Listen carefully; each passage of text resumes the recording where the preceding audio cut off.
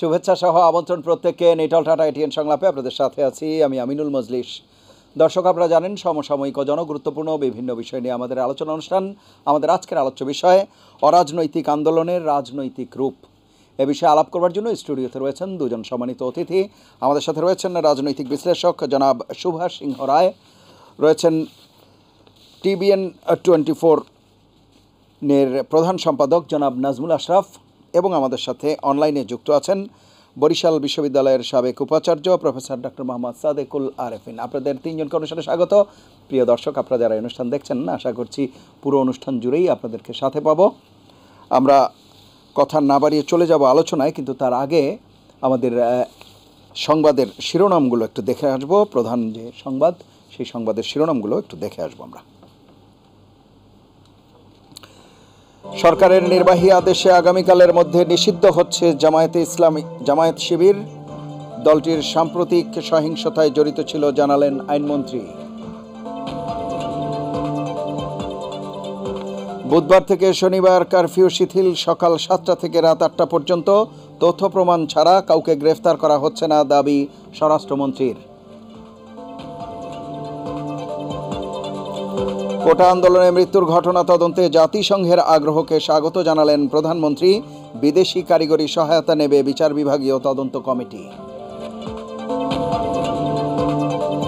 ছাত্র আন্দোলনকে ঘিরে সহিংসতায় নিহতের স্মরণে সারা দেশে শোক পালিত। কাল থেকে অফিস, আদালত ও ব্যাংক চলবে আগের নিয়মে।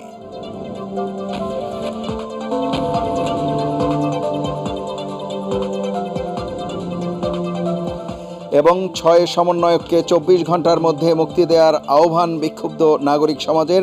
নিরীহ মানুষকে হয়রানি করা হচ্ছে না, দাবি ডিএমপির।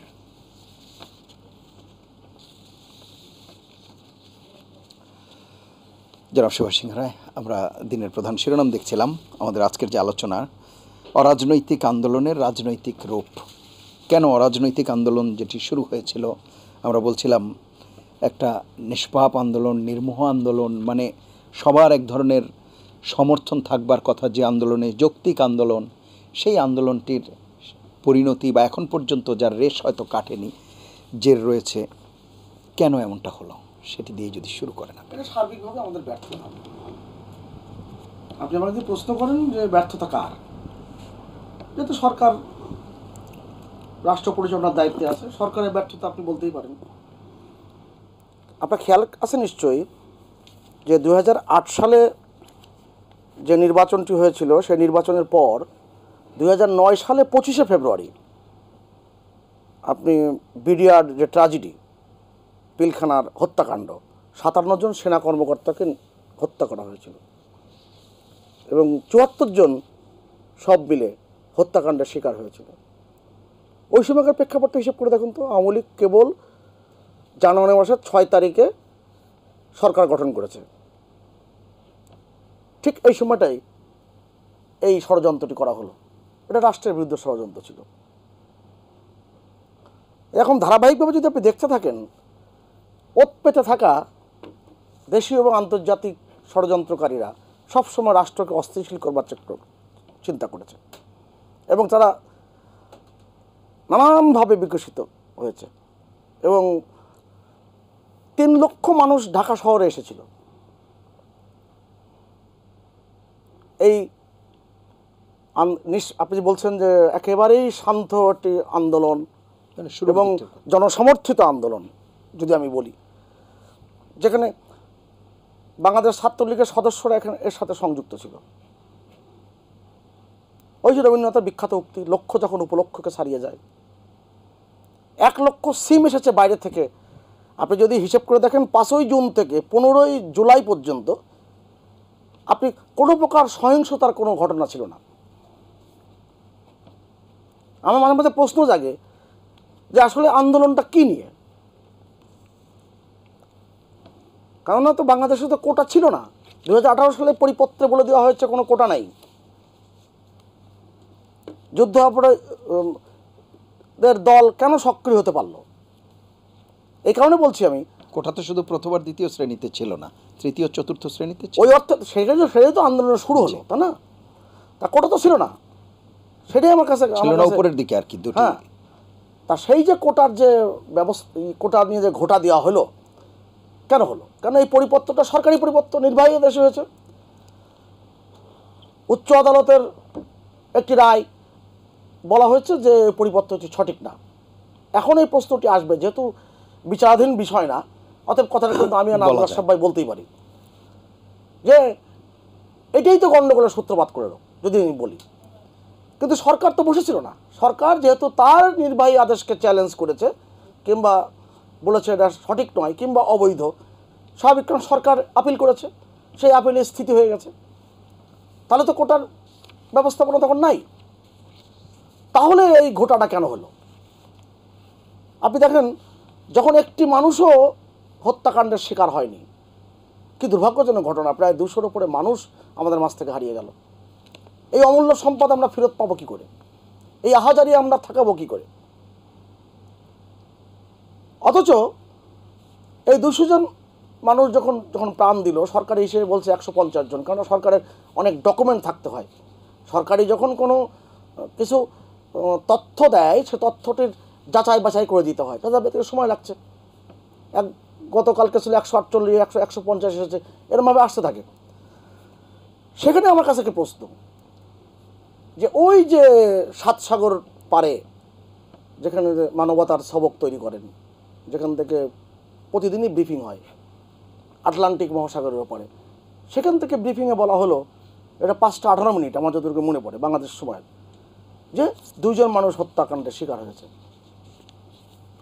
তখনও পর্যন্ত কিন্তু একটি মানুষের জীবন যায় না, এবং ছাত্ররা তাদের নির্ধারিত দাবি দাবা নিয়ে তারা কিন্তু পেশ করছে। শাহবাগের মোড়ে পুলিশ সমবেত আছে, আইন শৃঙ্খলা রক্ষাকারী বাহিনী সহায়তা করছে। তারা শাহবাগ এর গণ্ডি ছাড়িয়ে তারা বাংলা মোটরের দিকে মিছিল নিয়ে গিয়েছে, পুলিশ সাথে সাথে গিয়েছে, আবার ফিরে এসেছে। কোনো ব্যত্যয়ের ঘটনা ঘটেনি। তো ঘটলো কেন? ওই যে সুকুমার রায়ের সে বিখ্যাত কবিতার লাইন, মাথায় কত প্রশ্ন আছে দিচ্ছে না কেউ জবাব তার।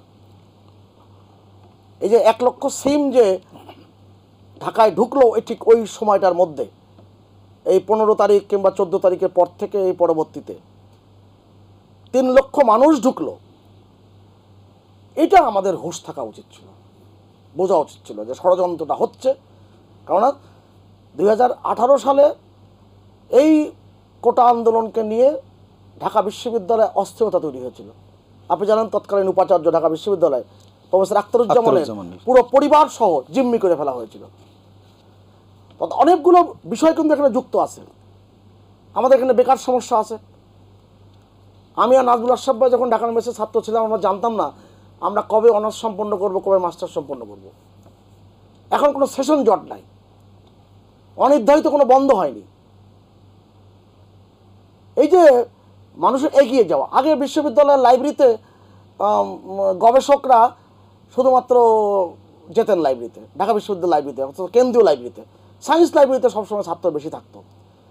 আমাদের যা সায়েন্স, আমি তো ফার্মেসির ছাত্র। এখন তখন জায়গা পেতে গেলে আগের থেকে লাইন দিয়ে থাকতে হয়। শুধুমাত্র পাঠ্যপুস্তক পড়েন, বিশেষ প্রস্তুতি আছে। তার মানে কি, ওর পর আগ্রহ 2015 সালের এই বেতন একটা মর্যাদাপূর্ণ যাওয়ার পর থেকে আগ্রহ জায়গাটা বেশি তৈরি হয়েছে। তো এই যে অনেকগুলো পরিবর্তন ঘটেছে, এই পরিবর্তনের সময় সমাজতত্ত্ববিদরা বলে এখানে অনেক ধরনের জটিলতার জায়গাও আবার তৈরি হয়, সেগুলো আবার সামলাতে হয়। আমাদের মধ্যে নানান ধরনের হিংসা কাজ করে। কারণ আমরা তো পুরনো আমলের গানও শুনেছি, মান্নাদের গান, ও কেন এত সুন্দরী হলো। আমাদের কিন্তু আবার বন্ধুবান্ধবের মধ্যেও হিংসার জায়গা তৈরি হয়। ও সমাজে মর্যাদাপূর্ণ জায়গায় চলে গেল, ও সরকারি চাকরিতে ভালো অবস্থান পেয়ে গেল, আবার সন্দেহের জায়গা তৈরি হয়। আবার নানান ধরনের বিচ্যুতির সংবাদও গণমাধ্যমে আসে। জটিল অবস্থা তৈরি হয়েছে, কিন্তু এই সহিংসতা জায়গা তৈরি হলো কেন? ভয়ঙ্করতা। বাংলাদেশের জাতি, এই যে আমাদের যে নির্মাণের ক্ষেত্রে আমরা এগিয়ে গেলাম, আমাদের বড় বড় স্থাপনা, আমাদের অহংকার কাটার মতো বিষয়, রাষ্ট্রীয় সম্পদ কার বাড়া হাতে ছাই দিল? অতএব এরা দেশের ভালো চায় না, নিশ্চয়ই তাদের মস্তক অন্যখানে বন্ধক দেওয়া। অতএব এই জায়গাতে জটিলতা জায়গা তৈরি হয়েছে। এই জটিলতার জায়গাটা আমাদের সবার মিলে সামলানো উচিত ছিল। এখন যে যাই বলুক না কেন, আমাদের হুঁশ ফিরে আসা উচিত, এই হুঁশটা অনেক আগেই হওয়া উচিত ছিল। জি, আপনার কাছে আরও আমি জানতে চাইব অন্যান্য বিষয়গুলোতেও। আমি একটু শুনে আসি। সাদিকুল আরিফিন আছেন আমাদের সাথে। অধ্যাপক সাদিকুল আরিফিন, যে বিষয়টা আলাপ করছিলাম, এর রেশ তো আসলে গোটা বাংলাদেশে যেমন ছড়িয়ে পড়েছে। আপনি আগে বরিশাল বিশ্ববিদ্যালয়ে ছিলেন, এখন রাজশাহী বিশ্ববিদ্যালয়ে আছেন শিক্ষক হিসেবে, সুতরাং সেখানেও তো এই ঘটনাগুলো ঘটেছে যেগুলো আমরা বলছি, যে আলাপগুলো করছি, এবং আজকেও যখন আমরা আলাপ করছি তখনও আপনাদের শিক্ষকদের একটি অংশ বা শিক্ষকরাও বৈষম্য বিরোধী যে ছাত্র আন্দোলন বা নিপীড়ন বিরোধী বলা হচ্ছে, তাদের ব্যানারে তারাও রাজপথে নেমেছে। সার্বিকভাবে বিষয়গুলো কেমন এবং কিভাবে দেখছেন, সেই আলোচনাই তুলবেন। ধন্যবাদ সম্মানিত সহ-আলোচকবৃন্দ এবং যারা শুনছেন। আমি আমার আলোচনার শুরুতেই এ পর্যন্ত এই কোটা আন্দোলনে যারা নিহত হয়েছেন তাদের প্রতি গভীর শোক জানাই এবং নিহতদের পরিবারের প্রতি সমবেদনা জানিয়ে যে প্রশ্নটি আপনি করলেন, যে সারা দেশব্যাপী যে সহিংসতার ঘটনাটি ঘটল, সেই সহিংসতার কারণে একদিকে তো প্রাণহানি হলো, পাশাপাশি আমাদের দেশের এবং রাষ্ট্রীয় সম্পদ ব্যাপকভাবে ক্ষতিগ্রস্ত হলো, একটা ধ্বংসযজ্ঞ চলল। আমাদের সমালোচক জনাব সুভাষ সিংহ রায় যথার্থই বলেছেন যে 15ই জুলাই পর্যন্ত কিন্তু এই আন্দোলনটি একেবারেই অহিংস ছিল, এবং যখন এই আন্দোলনটি অহিংস ছিল তখনও আমরা এই আপনার টকশো সহ অনেক জায়গাতেই আলোচনাগুলো করেছি, এবং সেই সময়েও আমরা তখন এই কোটা আন্দোলনের বা কোটার বিষয়গুলো নিয়ে আলাপ আলোচনা, যৌক্তিকতা, এগুলো নিয়ে নানান আলোচনাগুলো হয়েছে। তখন আপনাদের প্রত্যয় জায়গাটা থেকে আন্দোলনও চলছিল, প্রত্যয় স্কিমের আন্দোলনটাও চলছিল, ওটা এখনো হয়তো চলছে। কিন্তু যে জায়গাটায় গুরুত্বপূর্ণ ছিল, যে যখন সরকারিভাবে হাইকোর্ট এবং অ্যাপিলেট ডিভিশনের পর্যবেক্ষণ বা আদেশের এগুলার উপরে যখন সবাই আলোচনাগুলো করছিল, এবং এটা তো যথার্থ যে 18 সালের প্রজ্ঞাপনের পর থেকে এ পর্যন্ত কোটা কিন্তু সম্পূর্ণই বন্ধ ছিল।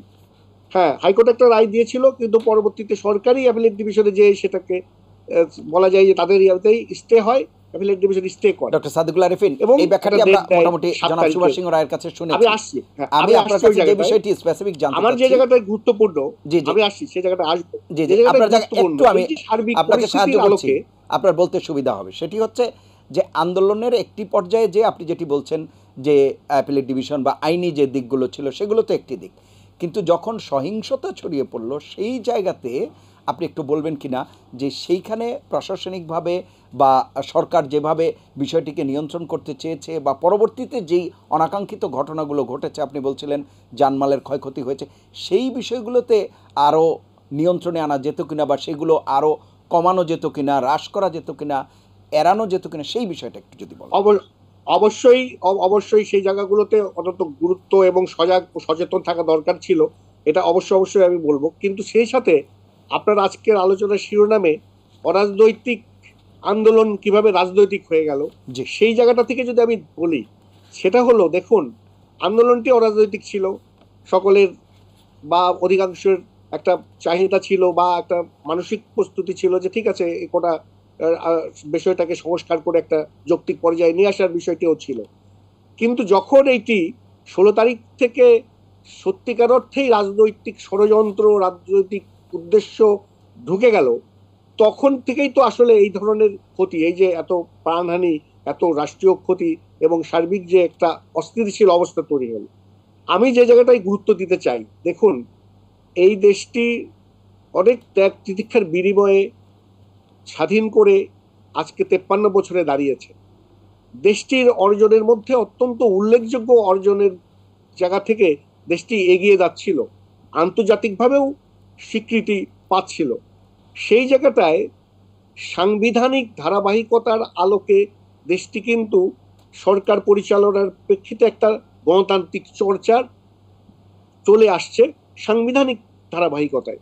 এখন সেই জায়গাটায় যখন দেখা গেল যে হঠাৎ করে অস্থিতিশীল একটা অবস্থা তৈরি করে মূল যে উদ্দেশ্য, রাজনৈতিক উদ্দেশ্য, সেটা ঢুকে পড়ল। এবং এটা তো এখন পরিষ্কার যে আমাদের শিক্ষার্থীদের, কোমলমতি শিক্ষার্থীদের চাওয়াকে পুঁজি করে, তাদের উপরে ভর করে ষড়যন্ত্রমূলক রাজনীতি ঢুকে যে অস্থিতিশীল অবস্থা তৈরি হলো, সেইটা কিন্তু সাংবিধানিক ধারাবাহিকতার সরকারকে হুমকির মতো ফেলে দেয়। জি, সেই কারণেই আমাদের গণতান্ত্রিক চর্চায় সাংবিধানিক ধারাবাহিকতা সুদৃঢ় করার জন্য কিন্তু আমাদেরকে আসলে সকলকে সচেতন হয়ে বিষয়গুলোকে, ভালো মন্দ, সচেতন অসচেতনতা, ব্যর্থতা, সফলতা, সবগুলোই কিন্তু এখন আলোচনায় আসা দরকার। অসংখ্য ধন্যবাদ। আমি আবার আসবো আপনার কাছে। জনাব নাজমুল আশরাফ, আমি আপনার কাছে আসবো, একটা বিরতি নিয়ে এসে আলোচনায় যুক্ত হচ্ছি। প্রিয় দর্শক, নিটল টাটা এটিএন সংলাপে এ পর্যায়ে নিচ্ছি বিরতি। থাকুন আমাদের সঙ্গে। ফিরে এলাম নিটল টাটা এটিএন সংলাপে। এতক্ষণ সাথে থাকার জন্য ধন্যবাদ জনাব নাজমুল আশরাফ। জি, ধন্যবাদ আমিনুল মজলিস। আপনার আলোচনার বিষয় যেটি আজকে অরাজনৈতিক আন্দোলনের রাজনৈতিক রূপ। সুভাষ দা একসময় সক্রিয় রাজনীতি করেছেন, এখন রাজনীতি বিশ্লেষণ করেন এবং রাজনীতি সচেতন মানুষ। তিনি এক ধরনের রাজনৈতিক ব্যাখ্যা দিয়েছেন। আমাদের অধ্যাপক সাহেব তিনি শিক্ষাবিদ হিসেবে তার দৃষ্টিভঙ্গি তুলে ধরেছেন। আমি যেহেতু গণমাধ্যম কর্মী, ফলে আমার দৃষ্টিভঙ্গিটা, আমার ব্যাখ্যাটা, আমার বিশ্লেষণটা হয়তো ওনাদের চেয়ে একটু অন্যরকম হবে।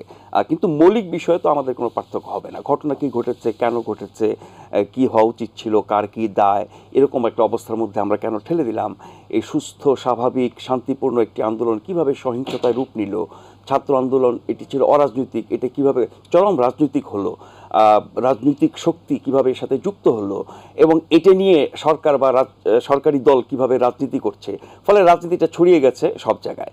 এখন এই রাজনীতির ডামাডোলে এটা নিয়ে যে রাজনীতি হচ্ছে, রাজনৈতিক নেতারা, রাজনৈতিক দলগুলো যে কোনো ঘটনা নিয়েই রাজনীতি করবেন। তাদের দলীয় রাজনীতি, দলের স্বার্থ, এই বিষয়টাকে দেখবেন। সরকারি দল হলে একরকমভাবে দেখবেন, বিরোধী দল হলে আরেক রকমভাবে দেখবেন। ফলে এগুলো সবই রাজনীতি। এর বাইরে, রাজনীতির বাইরে এই সাধারণ মানুষ, 18 কোটি মানুষের দেশে কত শতাংশ রাজনীতি করে, কত শতাংশ বিএনপি, আওয়ামী লীগ, জামাত, জাতীয় পার্টি বা এই দলগুলোর সাথে যুক্ত সরাসরি সদস্য বা কর্মী বা নেতা হিসেবে, হয়তো ভোট আসলে ভোট দেয়, সমর্থন করে, কিন্তু সরাসরি রাজনীতি করেন না। আবার কোনো দলের সাথেই একেবারে অন্ধভাবে লেগে থাকেন না, এরকম জনগোষ্ঠীও তো আছে এবং তাদের সংখ্যাই বেশি। আবার এরকম সচেতন মানুষও আছে, বিবেকবান মানুষও আছে, যে আজকে আওয়ামী লীগের ভালো কাজটার জন্য প্রশংসা করছে, আগামীকাল আবার আওয়ামী লীগের খারাপ কাজটার জন্য নিন্দা করছে, এরকম মানুষও তো আছে। ফলে আপনি যদি শুধুমাত্র দলের অবস্থান থেকে দেখেন, একভাবে দেখবেন জিনিসগুলোকে। আপনি যদি সরকারি দলের দিক থেকে দেখেন একরকম, বিরোধী দলের দিক থেকে একরকম। সরকারি দল, বিরোধী দলের বাইরে আপনি যদি তৃতীয় পক্ষ হিসেবে বিভিন্ন শ্রেণী পেশার মানুষের প্রতিনিধি হিসেবে দেখেন, একরকমভাবে দেখা হবে। কিন্তু যেই জিনিসটা আমাদের পরিবর্তন হয়ে গেছে এই গত অনেক বছরে, সেটি হচ্ছে রাজনীতিবিদরা রাজনীতি করবেন, তাদের রাজনীতিতে ভুল কোথায়, শুদ্ধ কোথায়, তারা দেশের স্বার্থ, দলের স্বার্থ, ব্যক্তির স্বার্থ কতটুকু দেখছেন, এগুলো নিয়ে আপনি কথা বলতে পারেন, কিন্তু তাদের কাজই হচ্ছে রাজনীতি। যারা রাজনীতি করেন না, রাজনীতির বাইরের মানুষ, বিশেষ করে নাগরিক সমাজের যারা গুরুত্বপূর্ণ অংশ, যেমন ধরেন শিক্ষক, আইনজীবী, সাংবাদিক, ব্যবসায়ী, সংস্কৃতিকর্মী সহ বিভিন্ন শ্রেণী পেশার মানুষ যারা আছেন, তারা যখন সরাসরি দলীয় রাজনীতি করেন বা দলীয় রাজনৈতিক ভূমিকায় অবতীর্ণ হন, বা যেই কথাটা আওয়ামী লীগের বলার কথা, সেই কথাটা যদি একজন শিক্ষক, একজন আইনজীবী, একজন সাংবাদিক, একজন চিকিৎসক বলেন, তাহলে তো আওয়ামী লীগের সাথে তার কোনো পার্থক্য থাকলো না, তাহলে উচিত তার আওয়ামী লীগে যোগ দেওয়া। ঠিক একইভাবে এই পেশার যে মানুষগুলো বিএনপি, জামাত, জাতীয় পার্টি বা বাম দলের ভাষায় কথা বলেন, তাদের মতো করে দেখেন একতরফা। আমি যদি সত্যটা বলি, আমার বিবেক অনুযায়ী, যুক্তি এবং তথ্যের ভিত্তিতে, সেটি কখনো এই দলের পক্ষে যাবে, কখনো সেই দলের পক্ষে যাবে। কিন্তু যারা প্রতিনিয়ত একই দলের অবস্থান থেকে কথা বলেন, তাদের উচিত আসলে ওই দলে যোগ দিয়ে ওই দলের পরিচয়ে কথা বলা। তাহলে আমার যে ভিন্ন পরিচয় আছে সমাজে, আমার পেশাগত পরিচয়, সেই পরিচয়টাকে আমি আর নষ্ট করব না, কলঙ্কিত করব না। এই জায়গাটা সচেতন হওয়া দরকার। এই দোষ থেকে আমাদের কোনো মহল মানে মুক্ত না। আমি নিজের মহল, নিজের পেশার লোক থেকে শুরু করে, সাংবাদিক থেকে শুরু করে শিক্ষক, আইনজীবী, বুদ্ধিজীবী, যা কিছু আছে, লেখক, এমনকি সংস্কৃতি কর্মী, সবার ক্ষেত্রে এটা প্রযোজ্য। এই জায়গাটা আমাদের রাজনীতিটাকে অনেক খারাপ করেছে এবং রাজনীতিবিদদের কাজটাকে তারা সবাই ভাগ করে নিয়ে নিয়েছে। এখন ঘরে ঘরে রাজনীতি, রাস্তাঘাটে রাজনীতি, সবাই রাজনীতি করে। রাজনীতি সচেতন হওয়া আর দলীয় রাজনীতি করা, অন্ধভাবে কোনো একটি দলকে সমর্থন বা বিরোধিতা করা, সেটি সচেতন নাগরিকের কাজ না। বিশেষ করে এই যে বিভিন্ন শ্রেণী পেশার কথা বললাম, যাদের উপরে নির্ভর করে একটি দেশ, একটি রাষ্ট্র, একটি সরকার সঠিক বা ব্যাঠিক পথে চলে কিনা। সরকার যদি ব্যাঠিক পথে চলে, অন্যায় করে, তার জন্য বিরোধী দল তার রাজনৈতিক অবস্থান থেকে একরকমের বিরোধিতা বা সমালোচনা করে, কিন্তু অন্যান্য শ্রেণী পেশার মানুষ যারা অনেক বড় একটা শক্তি, তারা সরকারি বা বিরোধী দলকে একরকমের চাপে রাখতে পারে জনগণের স্বার্থে, জনকল্যাণে কাজ করার জন্য, গণতান্ত্রিক আচরণ করার জন্য, জবাবদিহি করার জন্য, অনিয়ম দুর্নীতি এগুলো থেকে বিরত থাকার জন্য, দেশের স্বার্থে বিরুদ্ধে যায় এমন কাজ না করার জন্য। সেই কাজটা আমাদের এই নাগরিক সমাজ করতে পারছে না। আমাদের নাগরিক সমাজের এটা একটা ব্যর্থতা। কিন্তু যে সংকটটি, একটু আমি আপনাকে এখানে একটু সরি টু ইন্টারাপ্ট, যেটি বলছি নাগরিক সমাজ করে, এই জায়গায় আমরা যখন দেখেছি যে কয়েকজন শিক্ষক শাহবাগ থানায় যে তার শিক্ষার্থীদের বের করে আনা, কিংবা এই যে আজকে আমি যে সংবাদটি এসেছে গতকালকেও, যে আইনজীবীরা উদ্বিগ্ন হয়ে এবং নাগরিক সমাজ উদ্বিগ্ন হয়ে 6 সমন্বয়ক যারা আছে তাদেরকে ডিবি হেফাজত থেকে ওই মুক্তি জায়গাটায় আমি আসছিলাম। জি। আমি যে দোষটা দিলাম বিভিন্ন শ্রেণী পেশার মানুষকে, এটা মোটা দাগে, এবং এই প্রবণতাটা আমরা গত 10-15 বছর ধরে দেখছি। আগে হয়তো কম ছিল, এখন ব্যাপক মাত্রায় বেড়েছে। ফলে আপনি শিক্ষক সমাজ, সাংবাদিক সমাজ, আইনজীবী সমাজ, চিকিৎসক সমাজ, আপনার সংস্কৃতি সমাজ, এর প্রত্যেকটা সমাজের দিকে যদি তাকান, বেশিরভাগ মানুষ যারা সক্রিয়, যারা নিষ্ক্রিয় তাদের অবস্থা আমরা জানি না, যারা সক্রিয় তারা একতরফাভাবে দলীয় অবস্থান নিচ্ছে, সরকারের পক্ষে অথবা বিপক্ষে। কিন্তু এই শ্রেণী পেশার মধ্যে কিন্তু অনেক বিবেকবান মানুষ আছেন যারা এই দলীয় অবস্থানের ঊর্ধ্বে উঠে কাজ করছেন। আমরা যখন দেখি ঢাকা বিশ্ববিদ্যালয় থেকে শুরু করে সারা দেশের সরকারি বিশ্ববিদ্যালয়ের শিক্ষকদের একটা অবস্থান সমিতিগতভাবে, ফেডারেশনগতভাবে, তার বিপরীতে কিন্তু আমরা অল্প করে হলেও ঢাকা বিশ্ববিদ্যালয়ের কিছু শিক্ষককে দেখেছি যারা এই বৃত্তের বাইরে এসে বিবেকের তাড়নায় বিশ্ববিদ্যালয়ের শিক্ষকের কাছে জাতির যে প্রত্যাশা, বিশ্ববিদ্যালয়ের শিক্ষকরা অতীতে বিভিন্ন সংকটে যে ভূমিকা রেখেছেন, সে 71 থেকে শুরু করে বিভিন্ন সময় ওরকম একটা ভূমিকায় আসছেন। একইভাবে আইনজীবীদের একটা অংশ আসছেন, একইভাবে সাংবাদিকদের অনেকে হয়তো তাদের পেশাগত দায়িত্বের মধ্য দিয়েও সেই কাজটা করছেন। এবং একইভাবে আমরা যদি ধরি যে আপনি গত কয়েকদিন দেখেছেন যে অভিভাবক বা যারা আক্রান্ত হয়েছেন তাদের পরিবার, অথবা যে কোনো কারণে হোক তার মনে হয়েছে এগুলো অন্যায়, এই অন্যায়ের বিরুদ্ধে কথা বলা দরকার। আমরা সামাজিক মাধ্যমে এক ধরনের প্রতিফলন দেখি, গণমাধ্যমে অনেকটা কম, এটা স্বীকার করতেই হবে।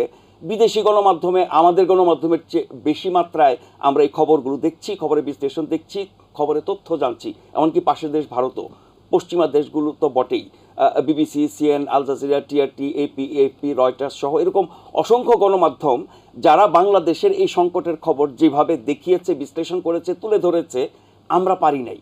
এটা আমাদের ব্যর্থতা। এবং সেই ব্যর্থতার পেছনে আমি কি সরকারকে দোষ দেব? সরকারকে আমাকে নিষেধ করেছে করতে, নাকি আমি নিজে থেকেই করি নাই? হয়তো দুটোর মিশ্রণ হবে আর কি। কিন্তু আমি যে জায়গাটা আসছিলাম, মূল আলোচনাটা ঘটনাগুলোর বিশ্লেষণ এবং ঘটনাগুলো কেন ঘটেছে, কার দায় কতটুকু, সরকার কী করেছে, বিরোধীরা কী করেছে, অপশক্তি কী করেছে, জামাত শিবির কী করেছে, এগুলো নিয়ে আলোচনা প্রতিদিন হচ্ছে। আর সুভাষদা যেহেতু রাজনৈতিক বিশ্লেষক, উনি সেইগুলো বলেছেন, হয়তো আরও বলবেন। আমি একটু অন্য জায়গায় যেতে চাই। আমাদের দেশে অনেকগুলো প্রজন্ম আছে এখন 71-এর পর থেকে, আপনি যদি 10, 15, 20 বছর ব্যবধান করে ধরেন, অনেকগুলো প্রজন্ম এখন আছে। কিন্তু যেই প্রজন্ম এখন দেশ, রাষ্ট্র, সমাজ পরিচালনা করছে, সমাজের বিভিন্ন ক্ষেত্রে নেতৃত্ব দিচ্ছে, ওই প্রজন্মের সাথে এখন যে প্রজন্ম তরুণ, যাদের বয়স ধরেন 16, 18 থেকে 20, 22, 24, এই প্রজন্মের একটা বড় ব্যবধান তৈরি হয়ে গেছে। আমরা আমাদের প্রজন্ম বা আমাদের চেয়েও যারা বয়োজ্যেষ্ঠ বা আমাদের পরের যারা প্রজন্ম, তাদের সাথে এদের একটা বড় ধরনের ব্যবধান আছে। ব্যবধান আছে এই কারণে, তারা যে বাস্তবতায় যেভাবে বেড়ে উঠেছে, তারা বিশ্ব নাগরিক হিসেবে ইন্টারনেটের সুবাদে যা কিছু দেখেছে, শিখেছে, তাদের যে জ্ঞান, গরিমা, চিন্তা ভাবনা, বৈশ্বিক, জাতীয়, আন্তর্জাতিক সকল বাস্তবতার প্রেক্ষিতে তারা যেই জায়গায় আছেন, আমরা তার থেকে অনেক দূরে। বিশেষ করে যারা দেশ, রাষ্ট্র, সমাজ পরিচালনা করি, তাদেরকে বুঝতে পারি না, তাদেরকে আমরা খুব আন্ডারমাইন করি। তাদের ইন্টেলেকচুয়াল ক্যাপাসিটি, তাদের দেশপ্রেম, তাদের দায়িত্ববোধ, তাদের জ্ঞান, গরিমা, তাদের যা কিছু, এগুলোকে আমরা খুব ছোট করে দেখি। বাচ্চা, ছেলে, কোমলমতি, শিশু, এগুলো বলে আমরা তাদেরকে খুব মানে অবহেলা করি। আপনি দেখেন গত 5-10 বছরে যদি আপনি রাজনৈতিক অঙ্গনের দিকে তাকান, যে একটি দল সরকারে থাকবে, অনেকগুলো দল বিরোধী দলে থাকবে, সেই বিরোধী দলের কাজ হচ্ছে সরকারকে জনকল্যাণে কাজ করতে বাধ্য করা, অন্যায় করলে প্রতিবাদ করা, জনস্বার্থে তাদের রুখে দাঁড়ানো, সেই কাজটি আমাদের বিরোধী দল করতে পারছে না বা করতে দিচ্ছে না, যেভাবে বলেন না কেন। এর মধ্যে যেগুলো সফল আন্দোলন হয়েছে, যেখানে জন আকাঙ্ক্ষার প্রতিফলন ঘটেছে এবং দলমত নির্বিশেষে সবাই সমর্থন করেছে, সেই কাজগুলো কি আমরা 2013 সালে দেখলাম শাহবাগের গণজাগরণ, অভূতপূর্ব। কারা করেছে? এই তরুণরা করেছে। আমরা 18 সালে দেখলাম নিরাপদ সড়কের আন্দোলন, আরও ছোটরা, স্কুলের শিশুরা করেছে, অভূতপূর্ব, সবাই প্রশংসা করেছে। তখন সবাই বলেছে যে বড়রা যা পারে নাই ছোটরা তা করেছে, শিশুরা দেখিয়ে দিয়েছে, ছোটরা আমাদেরকে শিখিয়েছে, এরকম আমরা বলেছি। শিক্ষা কিন্তু আমরা নেই। তারপরে 18 সালে কোটা সংস্কার আন্দোলন হলো, সেই আন্দোলনের একটা পরিসমাপ্তি একরকমের ঘটলো। কারা করেছে? বিশ্ববিদ্যালয় ছাত্ররা করেছে।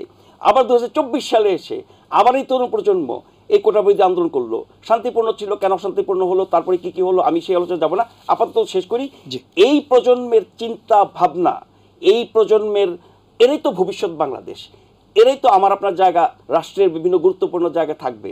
তাদেরকে আমরা কি শিক্ষা দিচ্ছি, কিভাবে তাদেরকে ট্রিট করছি, কিভাবে তাদেরকে নির্যাতন করছি, কিভাবে তাদেরকে অবহেলা করছি, কিভাবে তাদেরকে আমরা দেশদ্রোহী বানাচ্ছি, রাজাকার বানাচ্ছি, জঙ্গি বানাচ্ছি? সবাই কি তাই? নিশ্চয়ই কিছু মানুষ তো আছে এর মধ্যে, নাহলে তো সব সহিংস ঘটনা ঘটতো না। ফলে তাদের সেন্টিমেন্ট, তাদের ভাবনা, তাদের চিন্তা, তাদের বক্তব্য যদি আপনি শোনেন, বা যা কিছু ঘটে গেছে, এত সব মানুষ মারা গেছে, এত অল্প সময় এত মানুষ মারার ইতিহাস বাংলাদেশে নাই। 200 বেশি মানুষ মারা গেছে। যেই মানুষগুলো মারা গেছে, ওই পরিবারগুলোর কথা একবার আপনি ভাবেন। আপনি ঘরে বাইরে রাস্তাঘাটে, এখনকার সময় বলছি, কান পাতলে আপনি শুনবেন, সবাই শুধু বলছে যে এই মানুষগুলোকে কেন অন্যায়ভাবে মারা হলো। এই যে 200-র উপরে মানুষ, আমি ধরে নিচ্ছি কিছু মানুষকে হয়তো ন্যায়সঙ্গতভাবে মারা হচ্ছে। কোনো হত্যাই ন্যায়সঙ্গত হতে পারে না, আইনসম্মত হতে পারে না, কারণ তার কিছু বিধিবিধান আছে। পুলিশ চাইলেই গুলি করতে পারে না, বুক পেতে গুলি করে মারা। এবং যেই ঘটনাগুলো মানুষ দেখেছে, জেনেছে প্রত্যক্ষভাবে, ভিডিও ছবির মাধ্যমে, যেই ছবিগুলো আপনার কি বলে ভেরিফাই করে আন্তর্জাতিক গণমাধ্যম প্রকাশ করেছে, সেই ঘটনাগুলো দেখার পরে কোনো মানুষের বিবেক, কোনো সুস্থ মানুষ কি বলবে যে এগুলো ঠিক হয়েছে? হয় নাই। তো যারা মারা গেছেন, সেই মানুষগুলোর পরিবার, তাদের স্বজন, যাদের সহযোদ্ধা মারা গেছেন, তাদের যে অনুভূতি, তাদের যে সেন্টিমেন্ট, তাদের যে ক্ষোভ, তাদের যে কষ্ট, সেটা আমরা অনুভব করছি না, আমরা এটা শেয়ার করতে পারছি না। আমরা শুধু তাদেরকে দায় দিচ্ছি, তাদেরকে দমন করার চেষ্টা করছি, এখনও আন্দোলন দমনের চেষ্টা করছি, এবং তাদের কথা আমরা শুনছি না। এই 2-4-5 জনের জন্য সবাইকে আমরা পাইকারি হারে দায়ী করছি, দোষী করছি। আমি আসবো আবার। সুভাষ সিংহ রায়, শুনছিলেন আপনি? নাজমুল আশরাফ ভাই এতক্ষণ ধরে যে বিস্তৃত করলেন, সেখানে বিরোধিতা করা খুব বেশি কিছু নাই। শুধু আমি কয়েকটা যোগ করি। আপনি দেখবেন এই মাটিতে সবসময় সুশীল সমাজ কিংবা নাগরিক সমাজ, যে কথাটা বললেন প্রথম দিকে উনি, সবসময় যে ইতিবাচক ভূমিকা রেখেছে তা কিন্তু না। ইস্ট ইন্ডিয়া কোম্পানির দালালি যারা করেছে, সেই দালালিদের মধ্যে যেমন জগৎ শেঠ, উমিচাঁদ, রায়বল্লভ এরা ছিল, মীর জাফর ছিল, তেমন ইয়ার লতিফও ছিল। ইয়ার লতিফ তখন সুশীল সমাজের প্রতিনিধিত্ব করেছে, এবং মানুষকে ভুল তথ্য দেওয়া এবং মানুষের মেজাজ মর্জি বিগড়ে দেওয়া এবং মস্তিষ্কে ওই যে এখন যেটা আমরা বলি মিস ইনফরমেশন, ডিসইনফরমেশন এবং ফ্যাব্রিকেটেড কন্টেন্ট ভরে দেওয়া, এটা কিন্তু দুরসন্ধিমূলক অবস্থান। আমরা আলোচনার সুবিধার্থে কিংবা আমরা বলছি এটা অরাজনৈতিক একটি আন্দোলন, কিন্তু গতকালকেই একটি জাতীয় দৈনিক তারা অ্যানালাইসিস করে দেখিয়েছে, 16 জনের তারা ডাটা অ্যানালাইসিস করেছে সমন্বয়কদের মধ্যে।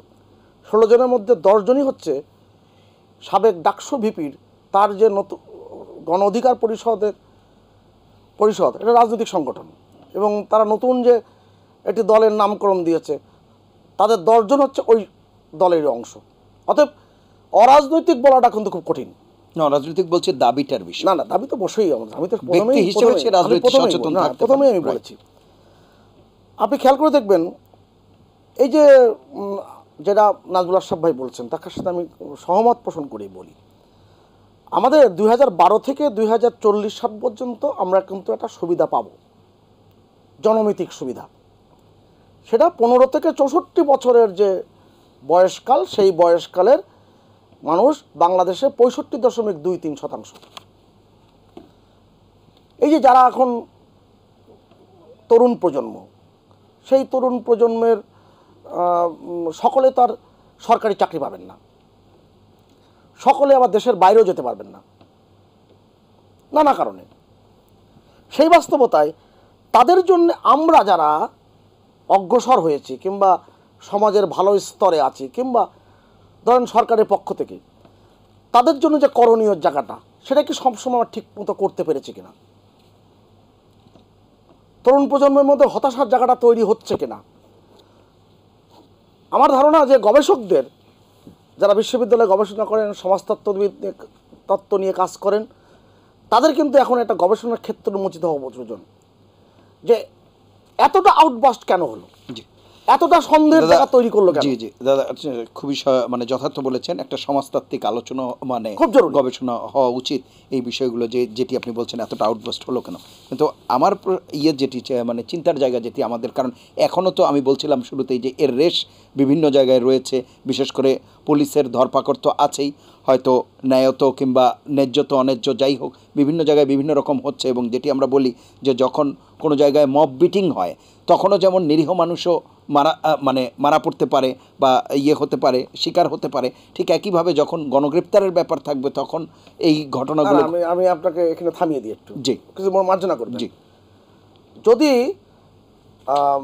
সরকারের থেকে যদি নির্দেশ থাকতো যে কোনো অস্থিরতাকে নির্মূল করতে হবে, তাহলে এই যে 200 কথা বলছি না আমরা, অসংখ্য মানুষের প্রাণ যেত। আপনি চিন্তা করে দেখেন বাংলাদেশ টেলিভিশনের এটা একটা গুরুত্বপূর্ণ স্থাপনা এবং কেপিআইয়ের যে আইন আছে সেই আইনই কিন্তু যে কোনো সময় যে কোনো পরিস্থিতিতে তারা এগুলোকে ঠেকানোর জন্য আইন শৃঙ্খলা রক্ষাকারী বাহিনীকে। আমি আপনার বক্তব্য বুঝতে পারছি, শুরুর দিকে যথেষ্ট সহনশীলতার পরিচয় দিয়েছে সরকার, বা যেটি আপনি বলছেন যে গুলি করার যদি অনুমতি থাকে ঘন্টার পর ঘন্টা তারা কিন্তু এই কার্যটা করেছে। আমি আসবো, একটা বিরতি আমার নিতেই হচ্ছে, এসে আমি এই আলোচনায় যুক্ত হবো এবং তখন ডক্টর সাদেকুল আরিফিন আপনার কাছেও আসবো। একটা বিরতি আসি।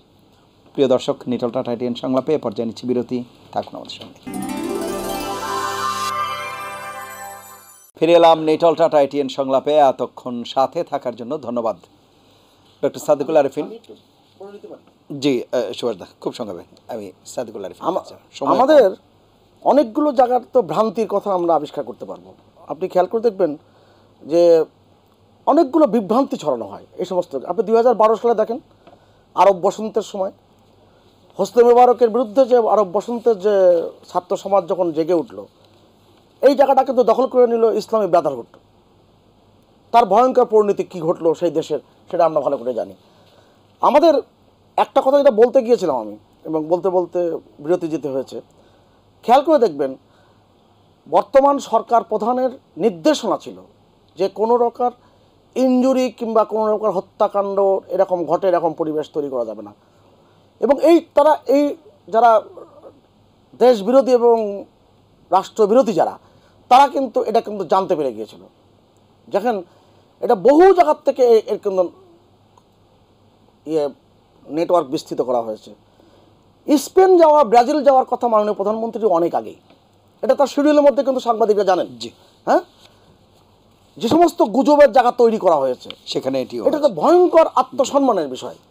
আমি একটা জিনিস শেষ করি, আল জাজিরার কথা বলছেন নাজমুল আশরাফ ভাই, আমি মনে আছে 5ই মে 2013 সালে আল জাজিরা কি রিপোর্ট করেছিল? আমি আরো অনেকগুলো গণমাধ্যম সহ করেছে। এই যে ঘটনাগুলো, এই ভয়ঙ্করতা আমাদের যে রাজনীতির ভিতরে পলিটিক্স ঢুকানোর যে চক্রান্তের জায়গাটি, আমি তো আগেই বলেছি, মানে সরকারি শূন্য পদ আছে 3,70,000-এর ওপরে, সেখানকার নিয়ে অনেক ব্যবস্থাপনার ত্রুটি থাকতে পারে। কিন্তু যেই ছাত্রদের জন্যে, আমি শেষ করছি ওই জায়গায়, রাজশাহী বিশ্ববিদ্যালয়ের একজন শিক্ষক এখানে আমাদের অনলাইনে সংযুক্ত আছেন। 1982 সালের 24শে মার্চ হুসাইন মোহাম্মদ এরশাদ রাষ্ট্র ক্ষমতা দখল করে, তারপরে 15 দল এবং 7 দলের সাথে হুসাইন মোহাম্মদ এরশাদ একটা সংলাপ বসেছিল। সেই সংলাপে আজকের প্রধানমন্ত্রী, আওয়ামী লীগের প্রধান তখন, তিনি বৈঠকে বসার আগে বললেন রাজশাহী বিশ্ববিদ্যালয়ের 15 জন ছাত্র নেতার বিরুদ্ধে, তখন রাকসুর ভিপি ছিলেন ফজলুল হোসেন বাদশা, এবং 15 জনের যাবজ্জীবন ফাঁসির আদেশ ছিলেন 15 জনের ধারাবাহিকভাবে, এবং তাদের এই মামলা প্রত্যাহার না করা পর্যন্ত, আদেশ প্রত্যাহার না করা পর্যন্ত আমি কোনো সংলাপে বসবো না।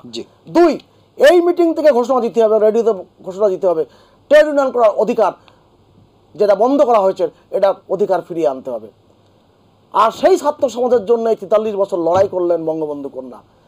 আজকে যে বিভ্রান্তির জায়গাটা তৈরি করা হয়েছে, অসংখ্য ধন্যবাদ। এটার ব্যাপারে কিন্তু আমি সবাই আসবো। সতর্ক থাকা উচিত ছিল। জি, অধ্যাপক সাদিকুল আরিফিন, আমরা যে বিষয়টি আসলে আলোচনা করছি যে একটি তো অরাজনৈতিক আন্দোলন কিভাবে রাজনৈতিক হয়ে গেল, এবং যেই ক্ষতগুলোর কথা আমরা বলছি, এই ক্ষত শুকোতে তো হয়তো অনেক সময় লাগবে, বা কিভাবে শুকোবে, যে কান্না আছে সেই কান্না কবে থামবে, কিন্তু নতুন করে যে ঘটনাগুলো তৈরি হচ্ছে বা আরও সামনের দিকে যে আশঙ্কা আতঙ্ক রয়েছে বিভিন্ন বিষয়ে, সেই জায়গাটি কিভাবে নিরসন করা যায় বা সেটিকে আরও কিভাবে কমিয়ে আনা যায় সেটি একটু আলোচনা করবেন। ধন্যবাদ। আমি শুরুতে একটু বলে নেই, জনাব সুভাষ সিংহ রায় যথার্থই বলেছেন, রাজশাহী বিশ্ববিদ্যালয়ের যে ঘটনাটি এরশাদ সময় সামরিক শাসনের সময় আমাদের রাজশাহী বিশ্ববিদ্যালয়ের ছাত্রদেরকে যেভাবে সাজা দিয়েছিল, সেইটার ক্ষেত্রে কিন্তু আজকের প্রধানমন্ত্রী, জি, মাননীয় প্রধানমন্ত্রী শেখ হাসিনা অত্যন্ত গুরুত্বপূর্ণ ভূমিকা রেখেছিলেন, এবং এরশাদ সাহেব তখন সেটাকে করে দিয়েছিল, সেই সাজা তুলে নিয়েছিল আর কি। যার ফলে আমাদের 15 জন শিক্ষার্থী সহ আরো অনেকগুলো শিক্ষার্থী কিন্তু সাজা প্রাপ্ত থেকে অব্যাহতি পেয়েছিলেন। যাই হোক, আমি যে জায়গাটায় বলতে চাই, দেখুন আপনি যেটা বলছেন এটা খুব গুরুত্বপূর্ণ, যে সামনের দিনগুলোতে যে বিষয়গুলো আসছে সেইটির ক্ষেত্রে আমাদের কি করণীয় আছে, এটি একটি।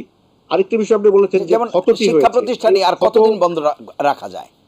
জি, আমি আসছি সেখানে। এই ক্ষত যার মায়ের বুক খালি হয়েছে তাদের ক্ষত কোনোদিনই হবে না, কিন্তু সেই ক্ষত যেন আর তৈরি না হয় সেই জায়গাগুলোকে নিয়েও সকলের আমাদের সচেতনভাবে আলোচনা করা দরকার। আমাদের শ্রদ্ধেয় সাংবাদিক নাজমুল হাসান ভাই মোটা দাগের যে কথাটা বলেছেন এটাও বেশ কিন্তু গুরুত্বপূর্ণ, কিন্তু পাশাপাশি এই জায়গাটি আমাদের মনে রাখতে হবে যে আমাদের এই দেশটি, আমি যে জায়গাটা খুব বারে বারে গুরুত্ব দিই সেটি হলো এই দেশটি 53 বছরের এই জায়গাটায় এসে একটি গণতান্ত্রিক ধারাবাহিকতায় সাংবিধানিক শাসন ব্যবস্থার দৃঢ় করার জন্য যে সহযোগিতাগুলো দরকার, সেটা বুদ্ধিজীবীর হোক, শিক্ষক হোক, সাংবাদিক হোক, অন্যান্য পেশার মানুষ হোক, সকলের জায়গাটায়, সেখানে কি আমরা ঐক্যবদ্ধ আছি?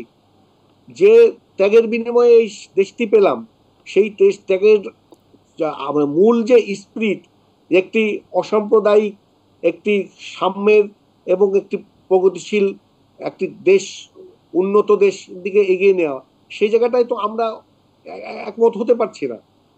আমাদের মূল যে জায়গাটায় আমাদের বাধা তৈরি হচ্ছে সেটি হলো যে স্পিরিটে, যে মুক্তিযুদ্ধের চেতনার আলোকে, যেটা আমি একটু আগে বলছিলাম, যে এই দেশটিকে আগামী দিনে এগিয়ে নিয়ে যাওয়া, সেই জায়গাটাই তো আমাদের মূলত আমরা এক হতে পারছি। অধ্যাপক সাদিকুল আরিফিন, নাজমুল হাসান ভাই হয়তো যেটি বলছেন যে যারা এগিয়ে নিচ্ছে আমরা বলছি, বা যাদের এগিয়ে নেওয়ার কথা তাদেরকে এগিয়ে নিতে আমরা নিঃসন্দেহে সহায়তা করব, কিন্তু সেটি যতটা না স্তুতি তার চেয়ে বেশি গঠনমূলক সমালোচনাও তো থাকতে হবে, সেই জায়গাতে হয়তো নাজমুল হাসান অবশ্যই আমি আপনার সাথে একমত, গঠনমূলক সমালোচনা থাকবে, তারা তাদের মতো করে কথাও বলবে, এবং গণতান্ত্রিক একটি দেশে আন্দোলন সংগ্রামও থাকবে, এটা থাকার, কিন্তু একটা জায়গায় সবাই এক জায়গায় থাকতে হবে, সেটা হলো যে সাংবিধানিক ধারাবাহিকতা দৃঢ়ভাবে চলা, গণতান্ত্রিক চর্চা থেকে দৃঢ়ভাবে চলা।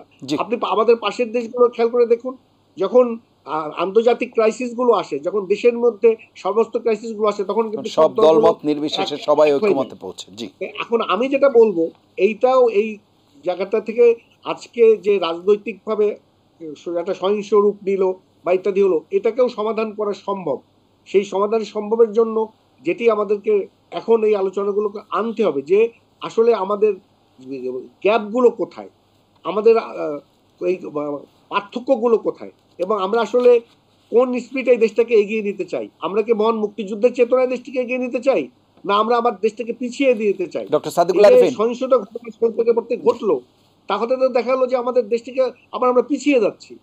তো সেটা তো আমরা তো কেউ পিছিয়ে যেতে চাই না। যেটি বললেন যে তরুণ প্রজন্মের মধ্যে যে স্পিরিটটা আছে, এটা কিন্তু সত্যি যে আজকের প্রজন্ম, আমি শেষ করবো, আজকের প্রজন্ম যেভাবে আন্তর্জাতিকভাবে ইন্টারনেট থেকে শুরু করে সামগ্রিকভাবে তাদের মধ্যে কিন্তু এক ধরনের অ্যাবিলিটি তৈরি হয়েছে, এবং সেই অ্যাবিলিটিটিকে কাজে লাগালেই কিন্তু দেশটা এগিয়ে যাবে। অসংখ্য ধন্যবাদ। অ্যাবিলিটিটা আমরা কিভাবে কাজে লাগাবো, সেই কাজে লাগানোর ক্ষেত্রেই কিন্তু একটা দর্শনকে, একটা স্পিরিটকে মননে গঠিত করতে হবে।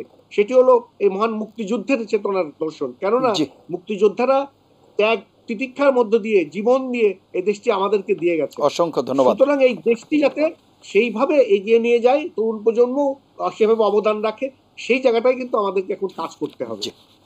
জনাব নাজমুল আশরাফ, একটি বিষয় আপনি সার্বিকভাবে যে আলোচনা সেটি করবেন, পাশাপাশি আমার যেটি জানবার বিষয় সেটিও যদি একটু যুক্ত করেন, যে আপনি বলছিলেন যে তাদেরকে আন্ডারমাইন করা হচ্ছে, জনাব সুভাষ সিংহ রায় বলছিলেন যে কিছু দুর্বলতা বা কিছু লিমিটেশনস হয়তো ছিল পরিস্থিতিকে কন্ট্রোল করার ক্ষেত্রে, কিন্তু এখন যে অবস্থায় এসেছে, এখনও কি আমরা বারে বারে ভুল করছি, না এখন আমরা সংশোধনের দিকে যাচ্ছি?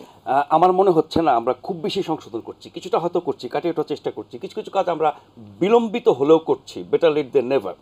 যেমন ধরেন হত্যাকাণ্ডগুলো যখন হলো, একেবারে মানে সবচেয়ে বেশি ঘটনা যে সময়টাতে ঘটেছে, পত্রিকার রিপোর্ট অনুযায়ী আপনার 16 জুলাই থেকে ধরেন এই 21 জুলাই, এবং সর্বোচ্চ সংখ্যক মৃত্যু পত্রিকা অনুযায়ী প্রথম আলো সর্বোচ্চ সংখ্যক মৃত্যু ঘটেছে 85 জন, সেটি 19 জুলাই। 19। তো ঘটনাগুলো যখন ঘটছে এবং একটা পর্যায়ে এসে সেটা স্তীমিত হয়েছে, তারপরে বিচ্ছিন্ন ঘটেছে, আহতরা মারা গেছে, এইভাবে মৃত্যু সংখ্যা বেড়েছে, কিন্তু সহিংসতা সংঘর্ষের সময় এই যে 16 থেকে 21 এই সময় যে হত্যাকাণ্ডগুলো ঘটেছে, তখন আমাদের আইন শৃঙ্খলা বাহিনী, সরকার, প্রশাসন, তাদের ভূমিকা, এর মধ্যে ঢুকে পড়া অপরাধী, সন্ত্রাসী, জঙ্গি, বিরোধী পক্ষ, সরকার পক্ষ, সব মিলিয়ে সেগুলো নিয়ে আমরা আলোচনা করছি। কিন্তু ওই সময়ের পরপরের যে ভূমিকাগুলো, সেটা কি আমাদের সঠিক ছিল?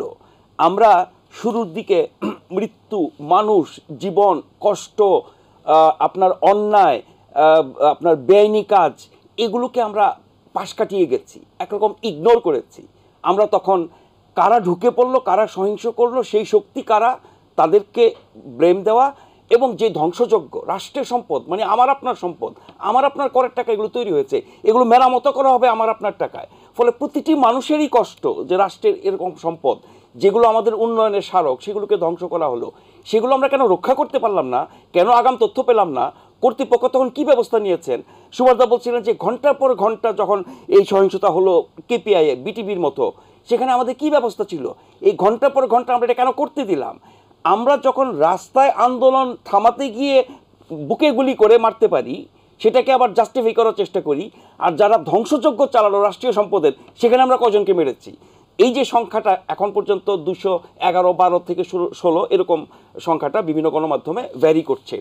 এই সংখ্যক মানুষের মধ্যে কতজন সম্পদ বিনষ্ট করতে গিয়ে মারা গেছে, আর কতজন রাস্তায় আন্দোলন করতে গিয়ে মারা গেছে, কতজন নিরীহ মানুষ মারা গেছে, কতজন নিরস্ত্র মানুষ মারা গেছে, হেঁটে যাচ্ছে, পালিয়ে যাচ্ছে, ঘরের মধ্যে, ছাদের মধ্যে, বারান্দার মধ্যে আকুতি জানাচ্ছে, জানলা দিয়ে যাচ্ছে, মানে আন্দোলনের সাথে সম্পর্ক না, এরকম বহু মানুষ মারা গেছে না? এগুলো তো আস্তে আস্তে বেরিয়ে আসছে।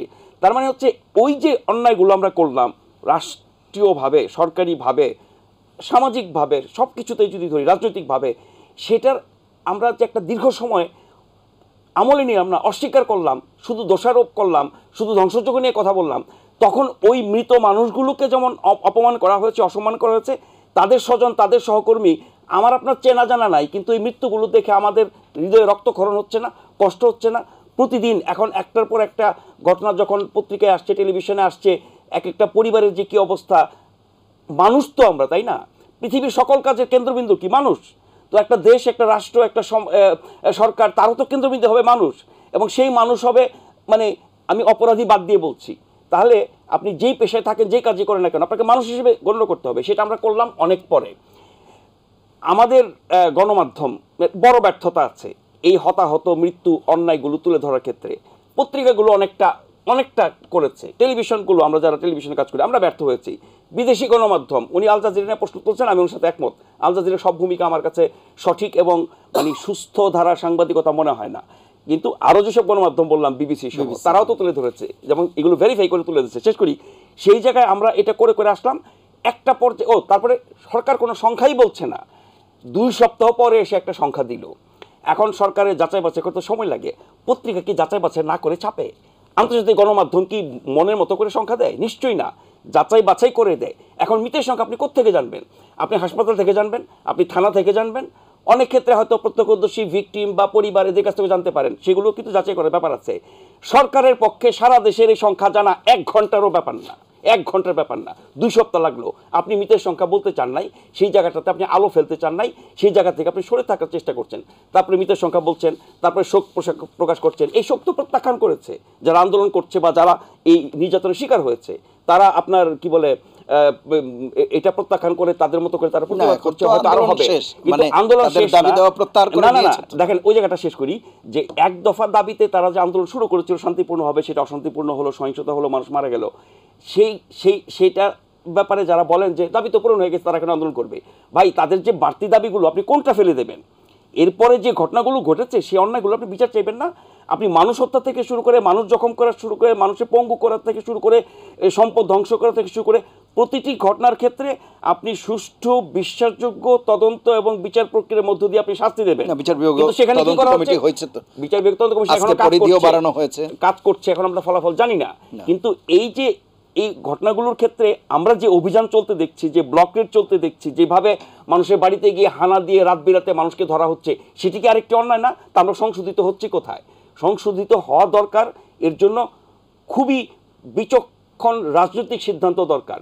আমার মনে হয়, যদিও রাজনৈতিক দল বাংলাদেশের সবচেয়ে পুরনো ঐতিহ্যবাহী দল সরকারে আছেন, কিন্তু রাজনৈতিক সিদ্ধান্ত না নিয়ে প্রশাসনিক এবং বল প্রয়োগের সিদ্ধান্ত কারণে আমি জানি না, এটা সরকার ভালো বলতে পারবে। ভাইয়ের কথাগুলো তো সবসময় যুক্তিপূর্ণ হয় এবং সেই বিশ্বাসে আমি আঘাত আনতে চাই না। মানে ওনার শেষ কথাটা দিয়েই যদি আপনি ধরেন, সেটাই যে রাজনৈতিক সিদ্ধান্তর চেয়ে প্রশাসনিক সিদ্ধান্ত দিয়ে কি বেশি? রাজনৈতিক সিদ্ধান্ত যদি দলকে আওয়ামী লীগ বলতো তোমরা প্রতিরোধ করো, প্রতিহত করো, না সে তাহলে বল প্রয়োগই হয়ে গেল, তাহলে তো ভয়ঙ্কর একটা ঘটনা ঘটতো না, সেটি বলতে চান না। আমি বলছি সরকারের রাজনৈতিক সিদ্ধান্ত, না সরকার তো দলের, আমি সে জায়গায় আসবো। আপনি বাংলাদেশ টেলিভিশনের ভবন রক্ষা করাতে যদি ওই সিদ্ধান্তটা জানানো হতো, 200, 250, 300 জন লোক তো ওখানেই মারা যেতেন। এটা বাস্তবতা। সরকার সেটা চায়নি। ওখানে বিজিবি গিয়েছে, ওখানে পুলিশ ওর ভিতরে ছিল। না মানে হত্যা করেই প্রতিরোধ করা যায় না, এটা এমন জায়গায়, আমি বলছি যে কাদানে মানে অন্যান্য কোনোভাবে আর এটিকে এড়ানো যেত কিনা, আমি সেটি জানি। এমন একটা পরিস্থিতি তৈরি হয়েছিল, সেই পরিস্থিতিতে আপনার এগেছাড়া কোনো উপায় ছিল না, কারণ এটা তো সহিংস তার ঘটনা ঘটেছে। এবং বাংলাদেশে কোথাও আওয়ামী লীগরা কিন্তু বলা হয়নি যে এই বিষয়ে প্রতিরোধ করা হোক। আমি আপনার কথা বলি, মুগ্ধ নামে একটা ছেলে, বুঝছেন তার মৃত্যুটা কি হয়েছে আমরা দেখেছি না? জি। মুগ্ধ যখন ফেসবুকে স্ট্যাটাস দিয়েছে যে আপনারা এই জামাত শিবিররা এর মধ্যে ঢুকবেন না, আমাদের আন্দোলন আমাদের করতে দেন, ঠিক আছে তো? খুব স্পষ্ট, আমি শেষ করছি। সেখানে তাকে হত্যা করলো কারা? খুব স্পষ্ট। আপনি দেখেন নিহতের সংখ্যা বলছেন, আন্দোলনের সময় হাসপাতাল নিহতদের অন্তের অনেককে আন্দোলনকারী হিসেবে বলা হয়েছে, এবং তার একজনের মা বলছে 52 ইউনিটের চিকিৎসাধীন রয়েছে 17 দিন আগের থেকে, তাকে বলা হচ্ছে যে এই আন্দোলনকারী। একটি অংশ হাসপাতাল থেকে লাশ ছিনিয়ে নিয়ে গেছে, এরা কারা? আপনি দেখেন নাজমুল সাহেব যে বলতে চাইছে, হাসপাতালে রেজিস্ট্রেশন, আপনি গণমাধ্যমে কথা বলেন, গণমাধ্যমে কথা বলছেন তো? আমি পত্রিকা সেই মানে কি যেন খুবই মর্যাদাপূর্ণ পত্রিকার কথা বলছি। এবার আপনি দেখেন আনিকা তাসনিম নামে এক নারীকে 8 বার মৃত বলে ঘোষণা করা হয়েছে, দেখানো হয়েছে। এগুলো ফেসবুকের গুজব। না পত্রিকার কমন বলছি আমি। গেল আবার দেখেন, শেষ করি। এই যে বহুল প্রচার দৈনিক পত্রিকার 200-র বেশি মিথ্যিক কথা যখন বললো, তখন মাত্র 35 জন মারা গিয়েছে গেল, এবং উক্ত দৈনিকে একজন মৃত ব্যক্তির ছবিও প্রকাশিত হয়েছে। ওই ব্যক্তি ফেসবুকে জানালো আমি মারা যাই নাই। অসংখ্য ধন্যবাদ। এটা কোন পত্রিকা জানি না, আমি বিশ্বাসযোগ্য পত্রিকার কথা বলছি।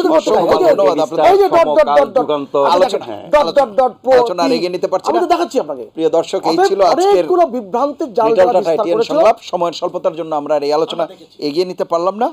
আমরা যেটি বলছিলাম যে যেই দুঃখজনক ঘটনা, এটির পরিসমাপ্তি যেমন প্রয়োজন, পাশাপাশি এই পর্যায়ে এসে সকলের দায়িত্বশীল ভূমিকা আমরা প্রত্যাশা করছি এবং সেই প্রত্যাশায় বিদায় নিচ্ছি। সবাই ভালো থাকবেন, সুস্থ থাকবেন, আশা করি এটিএন বাংলার সঙ্গেই থাকবেন।